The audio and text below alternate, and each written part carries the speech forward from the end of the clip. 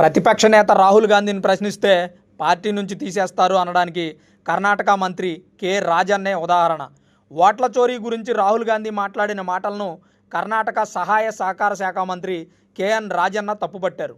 అప్పట్లో మనమే అధికారంలో ఉన్నాం కదా, డ్రాఫ్ట్ ఓటర్ లిస్టు పబ్లిష్ అయినప్పుడు ఎందుకు మాట్లాడలేదు, ఇలా కొన్ని విషయాల్లో రాహుల్ గాంధీని విమర్శించారు.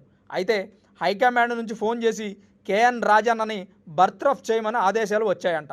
వెంటనే అతన్ని మంత్రి పదవి నుంచి తొలగించారు. అయితే కర్ణాటక మధుగిరి నియోజకవర్గం నుంచి ఎప్పటి నుంచో కాంగ్రెస్ పార్టీలో పనిచేస్తున్నటువంటి గిరిజన ఆదివాసీ తెగకు చెందిన 74 సంవత్సరాల సీనియర్ రాజకీయ నాయకుడు ఇతను.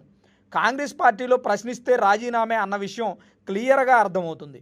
ఏం జరిగిందో తెలుసుకోకుండా, పార్టీలో ఎప్పటి నుంచో ఉన్న సీనియర్ నాయకుడు అనేది కూడా చూసుకోకుండా, షోకాజ్ నోటీసులు కూడా ఇవ్వకుండా ఇలా పార్టీ నుంచి తీసేయడం, మంత్రి పదవి క్యాన్సిల్ చేయడం ఎంతవరకు సమంజసం? మరి కెఎన్ రాజన్నను తీసేయడం మీద మీ అభిప్రాయం ఏంటనేది కామెంట్ రూపంలో తెలియజేయండి.